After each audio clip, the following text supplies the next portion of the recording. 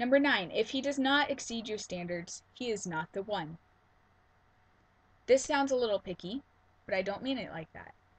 If your standards are realistic, and by realistic, I do not mean lower your standards so that it'll fit somebody. I mean, as long as they're not like, oh, he has to be 6'3", he has to play guitar, be a worship leader at my church, he has to this, that, and the other. No, that's not what I mean. I mean, he has to love God. He has to love others. He has to be able to provide for me and for a family. He has to be selfless. He has to be open and honest in communication.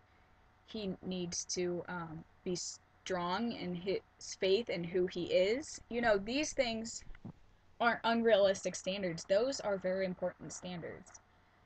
And the thing is, if he doesn't meet your standards and you are following God and you are praying to God about it, he is not the one. Somebody told me, actually, a long time ago, they said, wow, you had some pretty high standards then. And I lowered my standards for that person. But looking back on it now, that was a mistake. Because why would I settle for something less when later I realized there's so much more than that? That's just gonna hurt you, and there's so much more out there for you. Some people are called to be single. If so, that is great.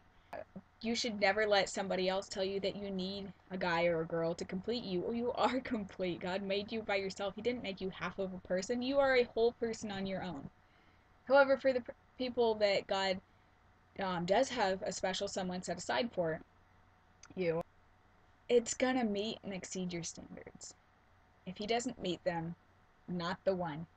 And chances are, when you meet that special someone, he's not just gonna be all you ever imagined. He's gonna be greater than you ever imagined, or she will be greater. Okay, number 10. There's complete and total freedom in forgiving and truly moving on. Ooh, this is a hard one. It is hard to totally forgive someone and truly move on to the point where thinking about that doesn't hurt you anymore. That is really hard to get to that point. But when you finally make it there, you are going to feel so free. And I can tell you that firsthand. There is complete and total freedom in forgiving and moving on. Number 11, people will go and come back into your life. You decide to which level they go to. Wow, I sound like my pastor. This is what my pastor has been preaching on recently, which is actually pretty funny because that is not actually the way I intended it. But it's because it's true. It is so true, and it's really cool that my pastor's been confirming that. And that is, you decide which level they go to. He says there are 3 levels of friends. The first level is like friends in general. So they're people who they're more of acquaintances, really. You know, they're just people you know and you maybe have something in common with. Very different than having like a best friend or something. Then there's number 2,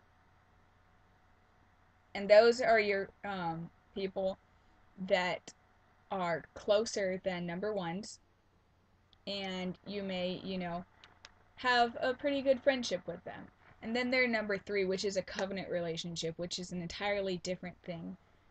And I'm not gonna, if you want more on that, I could touch on that on an entirely different video, do a whole video devoted to that. Um, but really, be careful to make sure that you put people on the right level and let them earn their way up. You can't just take someone and immediately throw them into a 3 and then be totally shocked when they fail your expectations of a covenant friend, because really you just threw them into that. You didn't have the same expectations. First, make them a 1. Then, if they're doing well, move them to a 2.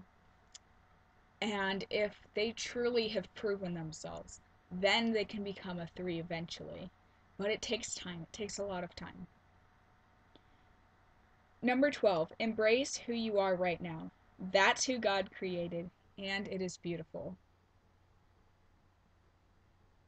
That's all I have to say about that one, honestly. Just live in the moment. I mean, I don't mean don't think about your consequences or whatever, but I mean, God has given you this day. He says, don't worry about tomorrow. Tomorrow has enough trouble of its own. And don't be thinking about what you could have had, what you wish you had, what you're gonna have 20 years from now. Yeah, you can daydream and stuff, but if you start living in a false reality, there are a lot of people doing that right now, but I'm not gonna go into that. That is a topic for another video.